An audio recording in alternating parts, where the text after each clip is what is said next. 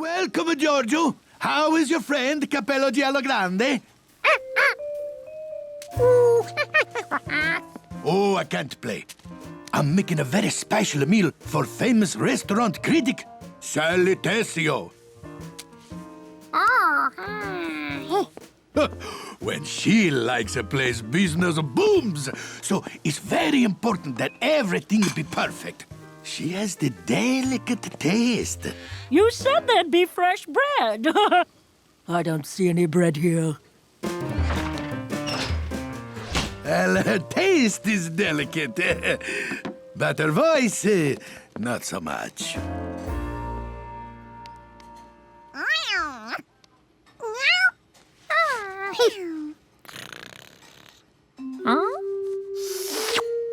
This hard stuff was spaghetti?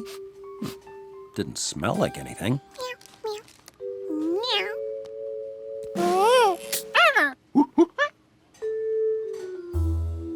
George wanted to replace his broken piece. He'd seen the chef put the rest of it in the pot. It didn't smell like much, and the steam coming out was hot. George had to be careful.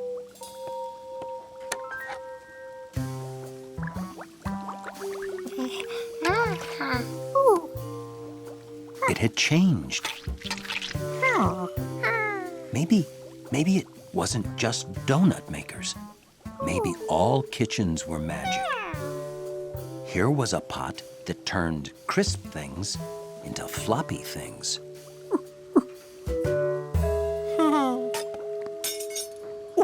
What else could it turn floppy? A soft, floppy egg. That'd be funny.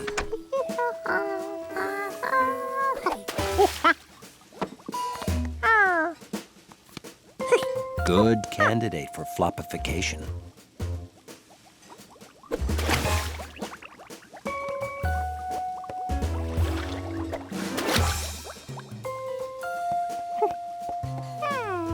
If sugar were soft and floppy, instead of grainy, you could chew it all day like gum.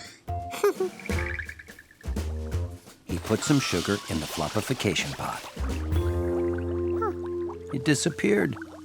Well, this made no sense at all.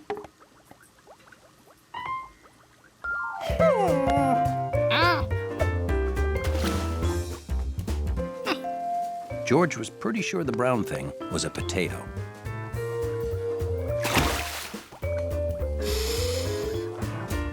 Weird.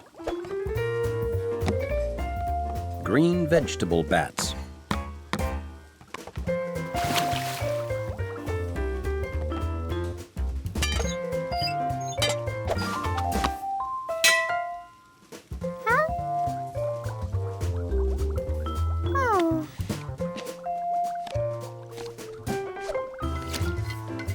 George knew the chef would be happy with all the fun extra things he'd turned floppy.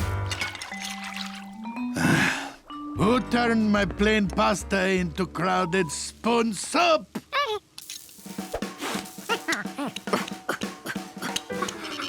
Somehow, floppification didn't work on spoons. Ugh, I don't like this at all. But it smells good. She was right. The longer that stuff stayed in the floppifying pot, the better it smelled. Do you know there's a cat and a monkey in your kitchen? Oh, the monkey he made the stew. Ooh, quite good. Oh, but you said you don't like it. If you made it, it's no good. But for a monkey, woohoo! What's his recipe? Well, Never mind, I got it. Maybe kitchens aren't magic. Maybe it's cooks who are magic. Yoki, how you can lose so many balls, huh?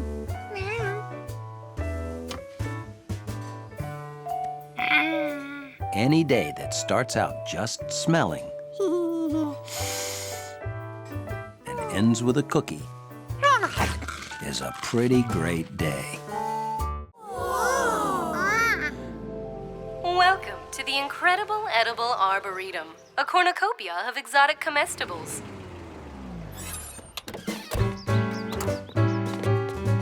Blueberries! Alicia! Blueberries are my favorite bush-based fruit. Come on, George.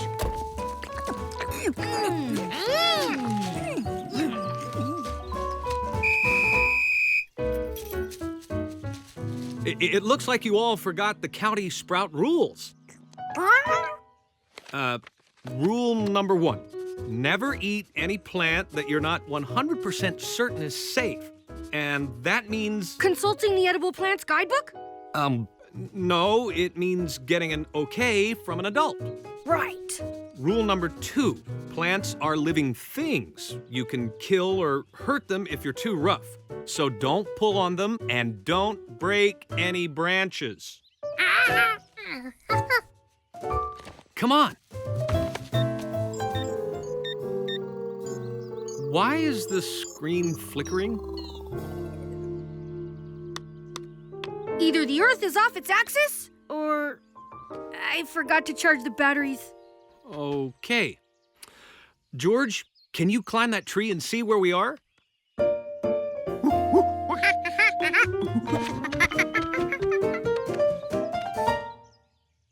And Bill, where are you going? Don't worry, I've got my handy backup compass. This way, folks! Bill, a sprout never leaves the trail. That's rule number 3. Bill!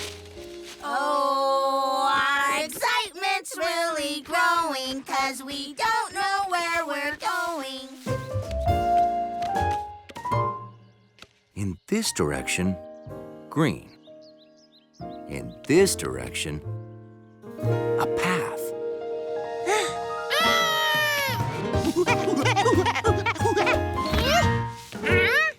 George couldn't believe what he was seeing. Someone was trying to break that branch. Somebody was not being a sprout.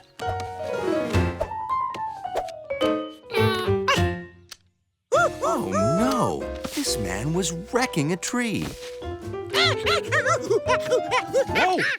Hey, are you a monkey? Cool. I always wanted a monkey, but my mother said no. George had to do something, and fast. This tree was in trouble.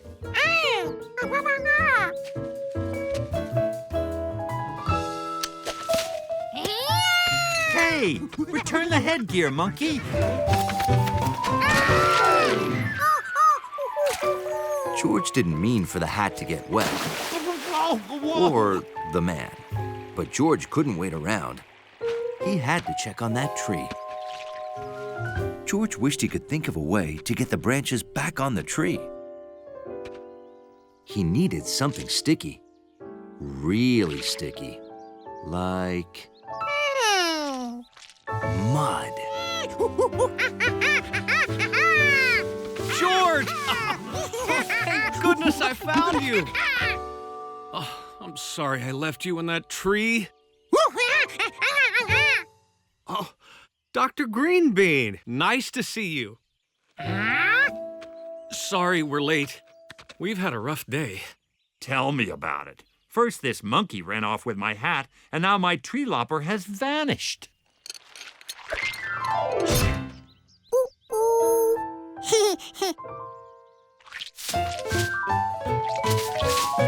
Hey, what's going on? Who put mud on this? George?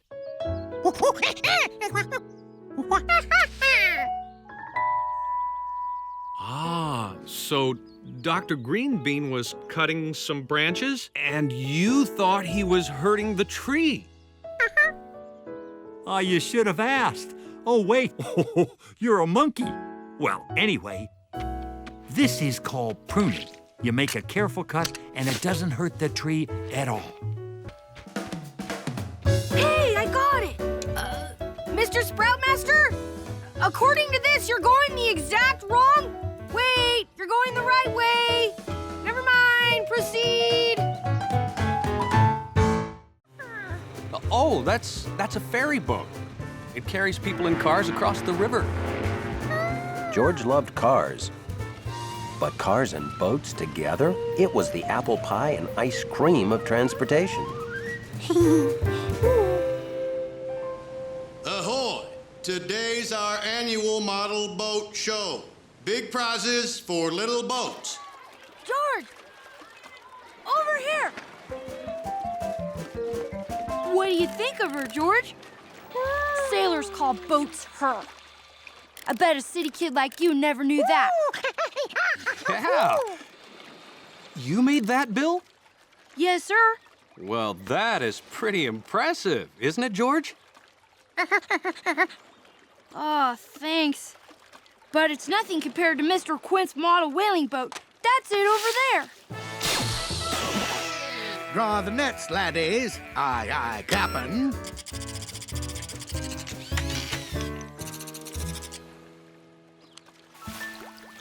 And over there is Mrs. Renkins' ark.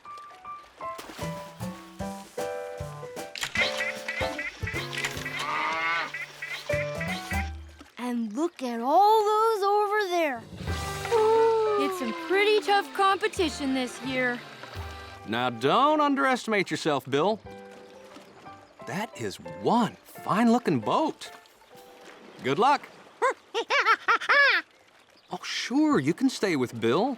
I'll set you up right here. Okay, I'll be over at the bleachers saving up some seats and sizing up Bill's competition. I'd sure like to win a ribbon, George. To buy this kit, I had to save 9 weeks of money for my paper route. Oh, I almost forgot to do my paper route. Could you do me a big favor and watch my boat while I'm gone?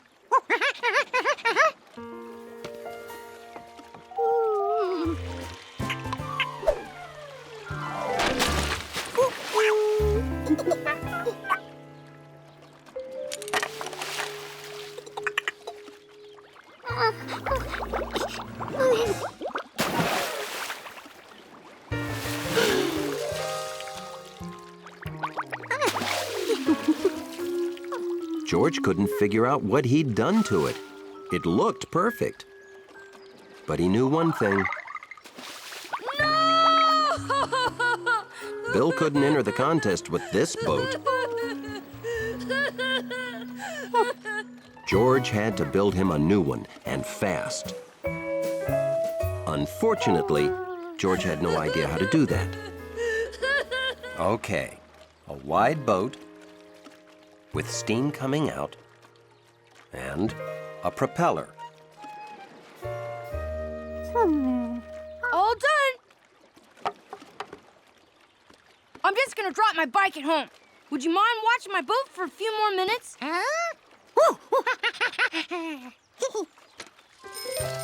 Phew.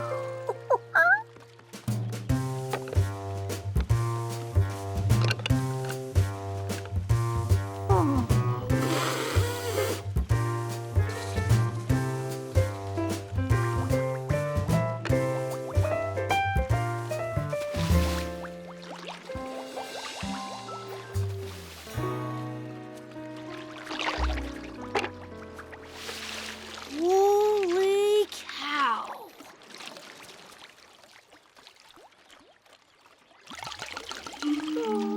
You did me a real favor, George. I forgot to close the windows. Thanks for showing me. I would have really been sunk if it happened in the contest. Model boating requires utmost attention to tiny details. And keeping the water out.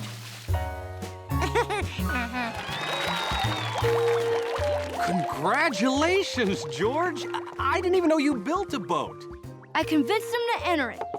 And did you see this? It says best boat by a monkey. That's funny. They must have run out of regular ribbons. I'll take care of this. I'll ask him to make you one that says best boat by a city kid.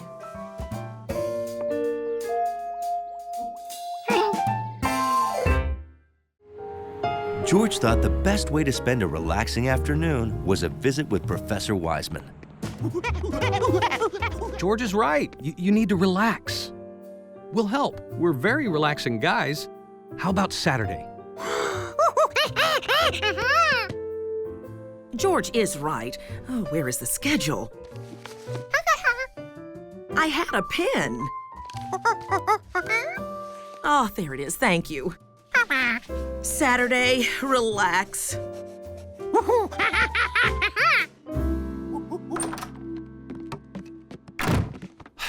Let's see. Professor Wiseman needs our help. Let's think of some relaxing things to do tomorrow.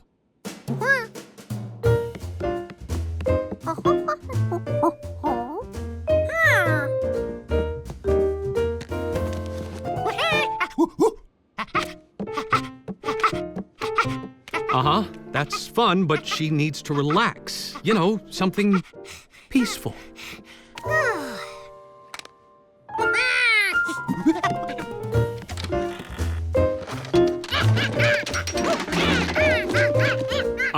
George?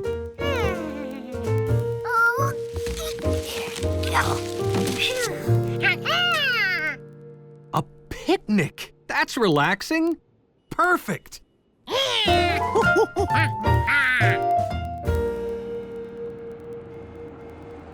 So the next morning, the man with the yellow hat packed a picnic lunch.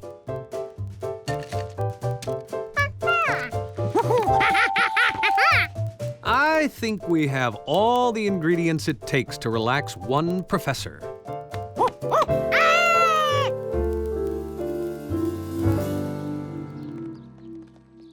This is sure to relax you.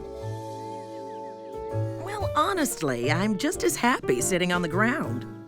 But what could be more relaxing than hanging from a tree? Watch. You just lie back and let your troubles melt away. Oh, thanks, George.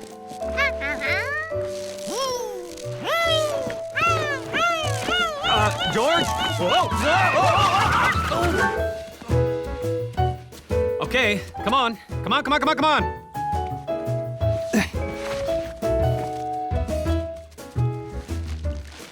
Feed the ducks.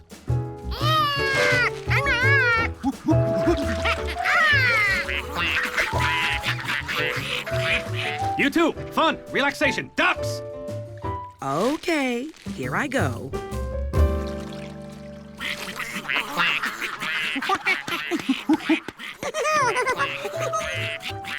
George, careful.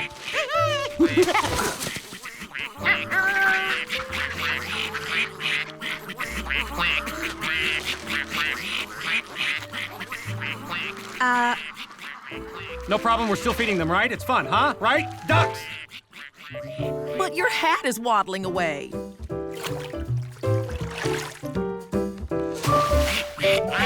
Oh, my hat. We can solve this problem. You shouldn't. I should. Okay, how?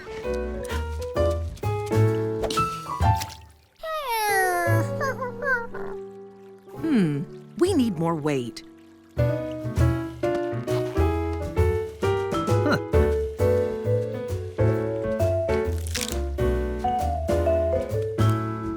Okay, try again.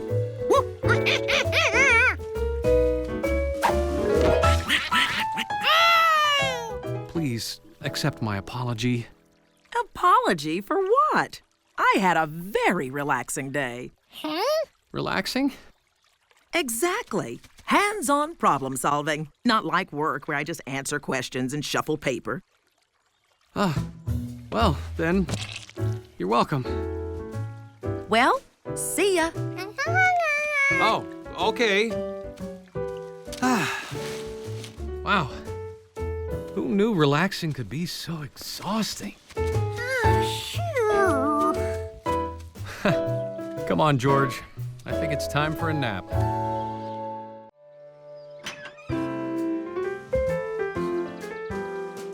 Most mornings, George went out on the porch to find the paper. This morning, the paper found George. Sorry. George wished he could be a paper boy someday. but he didn't even know how to ride a bike. Not yet, anyway.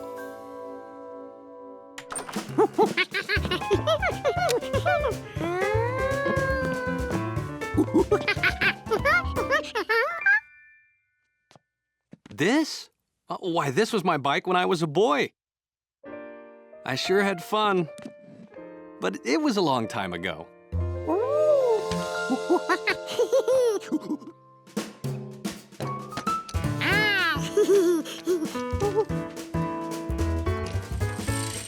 George liked knowing the man with the yellow hat was holding him up. By the third day,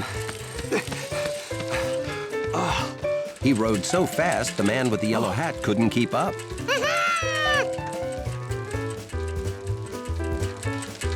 Very good, George. I think you're ready to ride on the road. Now remember, always watch where you're going, stay on the right side of the road, and signal turns, like this for left and this for right. That's it. Oh, and be a good little monkey cyclist. Bye-bye.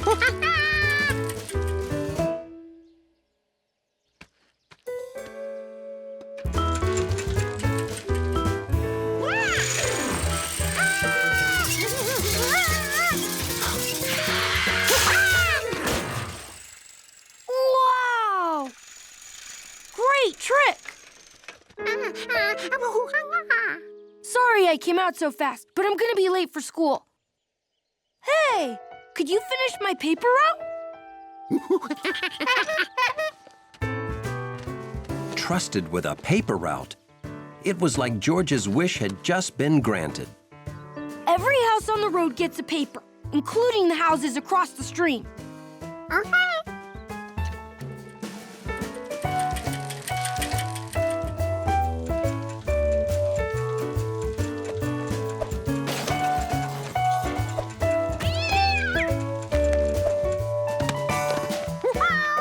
Yes, George had become just like a real paperboy.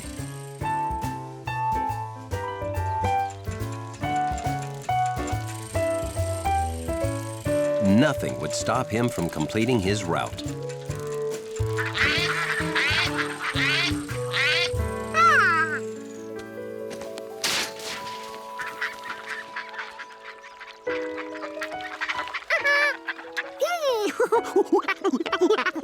The last time they came to the stream, the man with the yellow hat made paper boats. George thought he remembered how.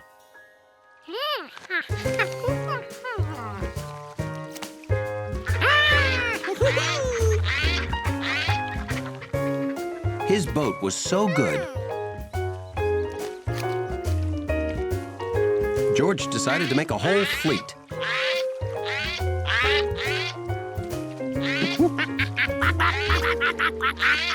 Well, hello.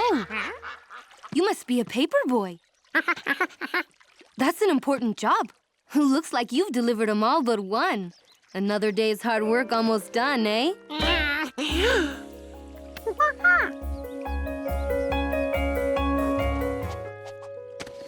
George couldn't wait for his newspapers to be sun-dried. George had promised Bill he'd deliver all these papers.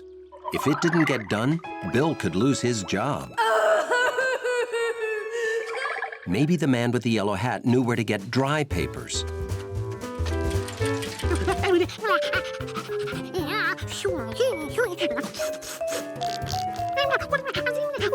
Hey, hold on, George. How about we just buy a few dry papers and deliver them right now? And so, George was able to finish his route just like a real paperboy. Maybe I should buy a new bike for myself, too. Sorry.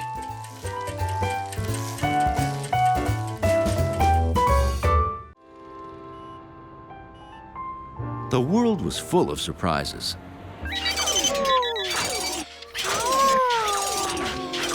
But George never imagined anything like this. This was the museum's first robot exhibit. So, what do you think, George?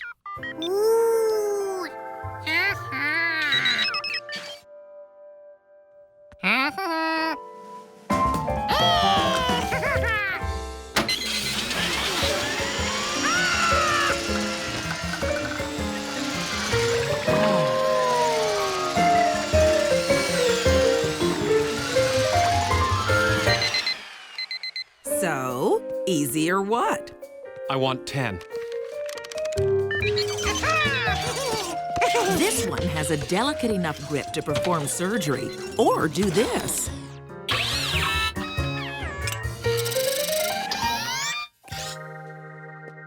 Ooh. Now, over here are examples of what people imagine robots would be.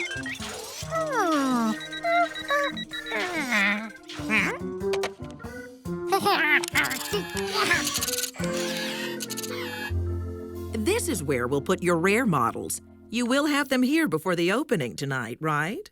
Oh, sure, I'll bring them back after I take George home. Thanks.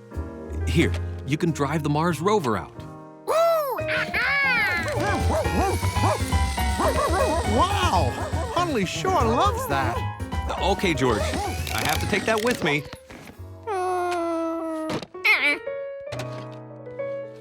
Thanks. I'll see you later.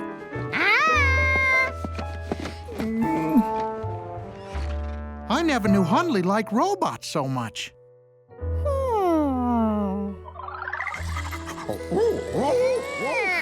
That's how George got the idea to make a robot for Hunley to play with.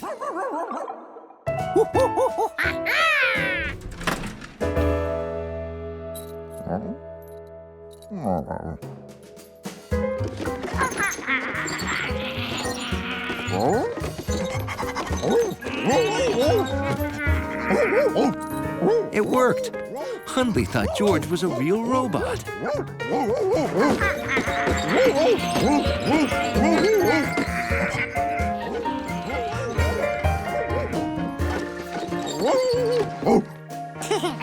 Being robotic for a whole hour was tiring.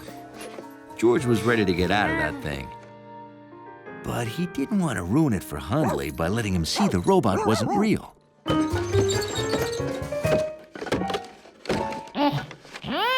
Since he couldn't reach the button, George decided to relax and wait till the elevator came. Oh, hi, Professor.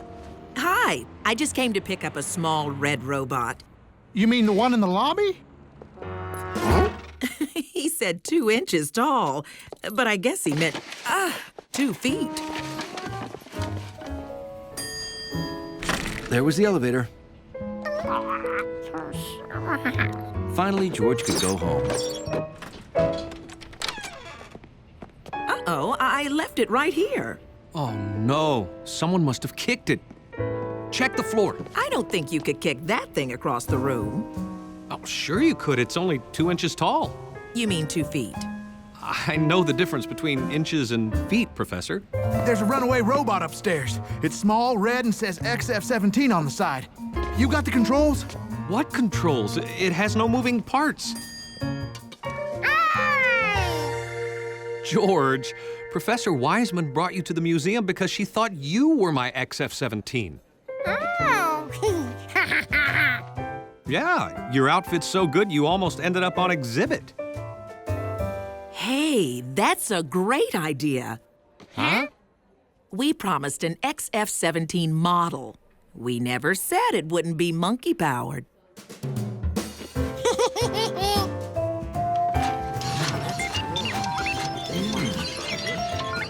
And that's how George became a museum exhibit for a day.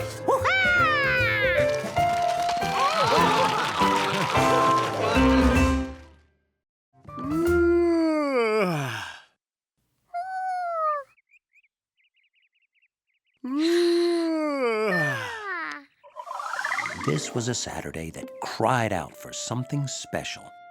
You know what this morning's crying out for? Huh? Donuts!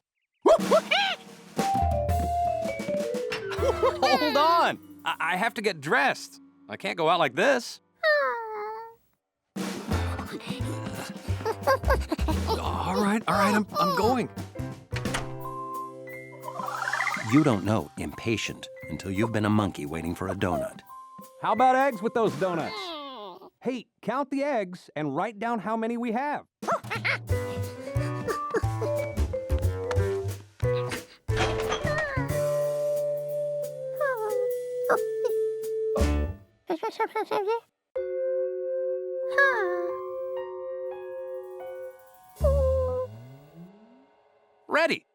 So how many eggs do we have? There are no eggs. Well, why didn't you write 0?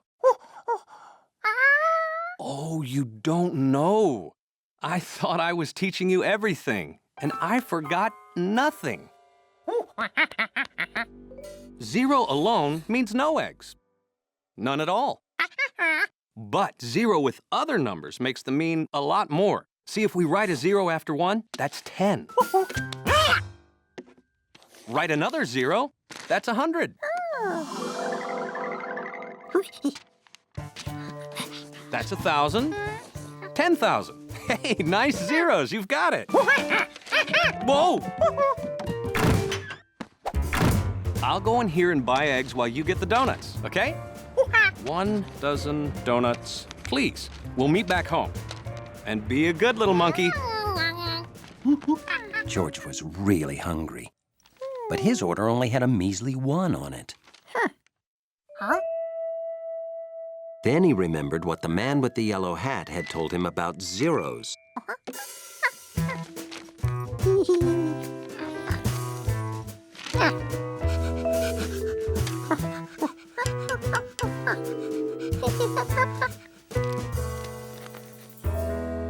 George, Chalky, good to see ya. Oh, is that an order for your friend with the yellow hat? 100 dozen? Oh, our biggest order ever! Oh, he must be having a giant donut party.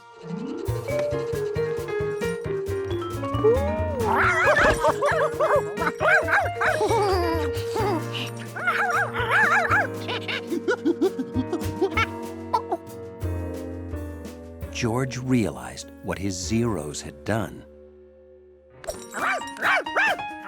But try explaining that to a dog. George could only think of one solution to a problem this big.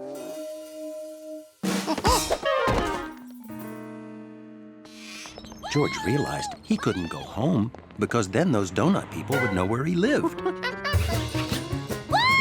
We're right behind you!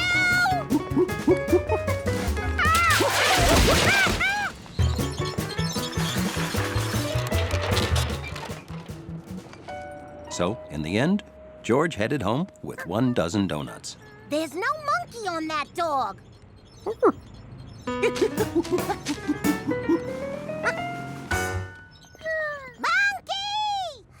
We lost him.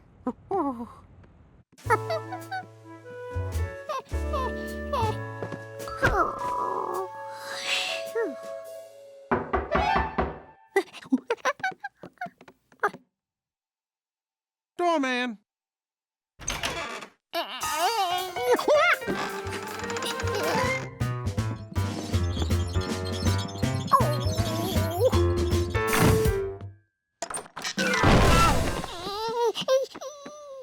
Oh, what are we gonna do with them all? So, in the end, George got 1 dozen donuts, like he was supposed to. And the hard-working firefighters thought everything was perfect. How many left, George?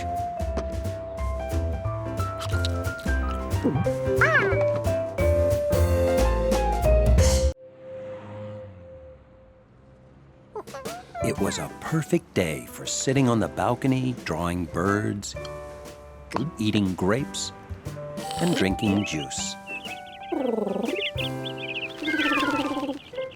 Oh. George had seen a lot of birds, but none wearing one of those. Oh. The bird had seen a lot of animals, but none doing that. He wasn't going anywhere till he figured out what kind of animal George was.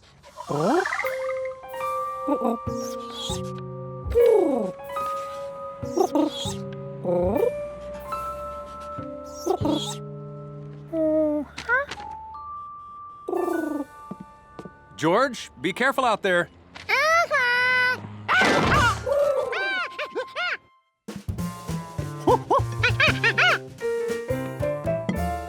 Hold on. Just because he came back here doesn't make this his home. Homing pigeons have special homes. Ah, that's the pizza. Wash up. George, he needs to go home. This just isn't a good home for pigeons.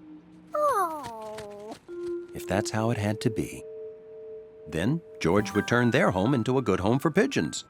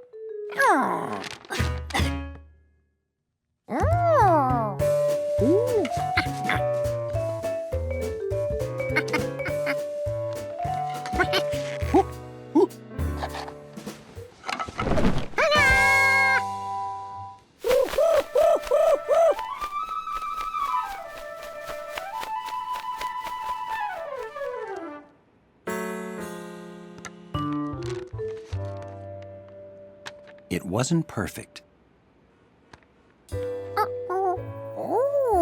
Yet. Compass, good to see you. Yeah, Compass is an almost homing pigeon. He won't admit he has a weak sense of direction. George, the doorman is the pigeon's friend. He came to take him home. To his real home. Everybody, look who's home! See? He's back where he belongs.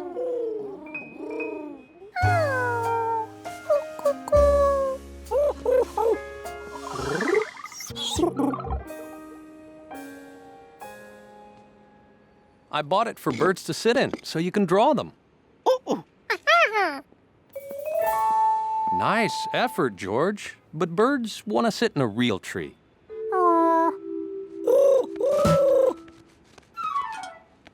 Compass! Look, a real tree for you. Make yourself at home.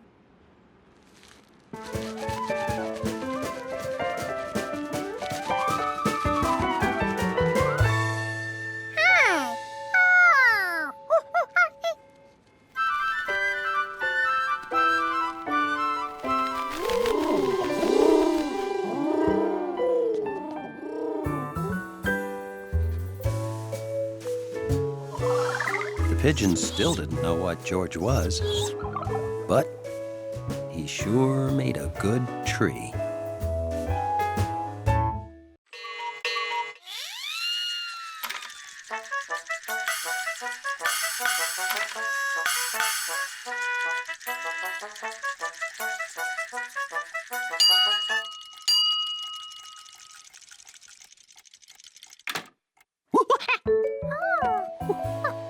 So, what do you think? Very impressive.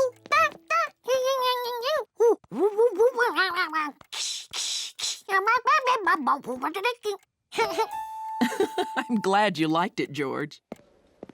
Oh, we should go. The rocket presentation is starting soon. Are you coming with us, George?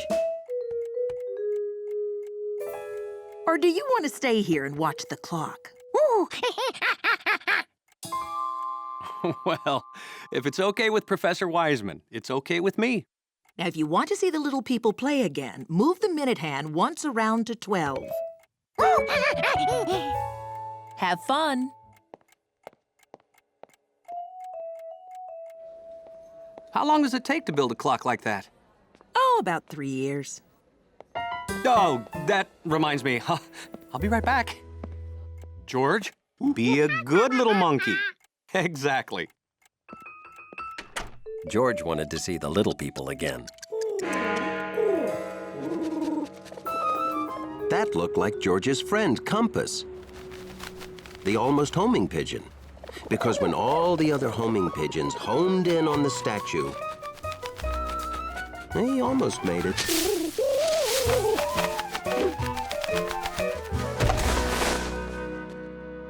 It was Compass, all right. George was happy to see his friend the pigeon.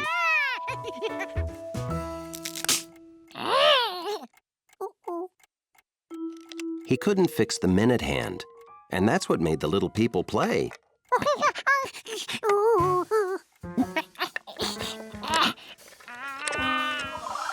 George remembered there was another way into the clock, the back.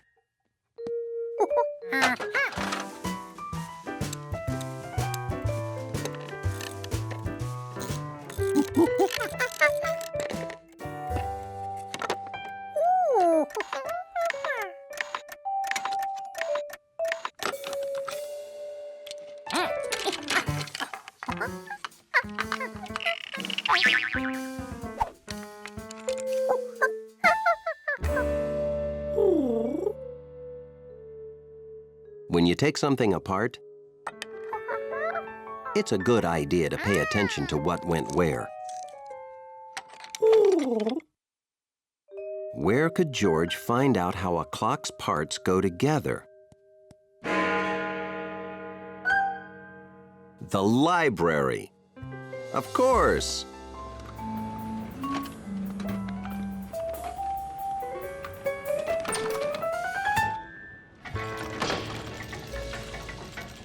He hoped studying the big clock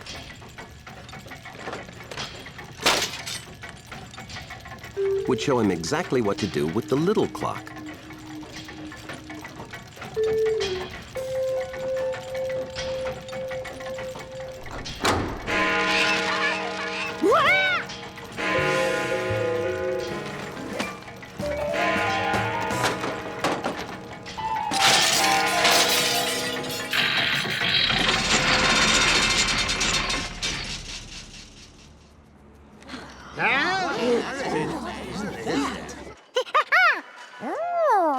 George was glad that noise had stopped.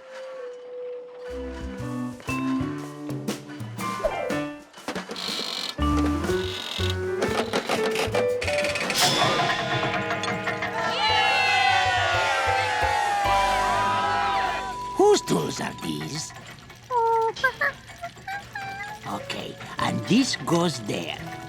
Now, you see? What a beautiful clock. Did you make it?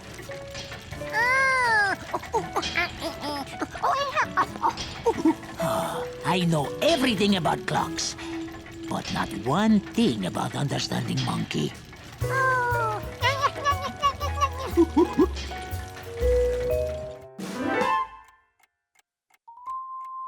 George, how did this heavy metal toolbox get so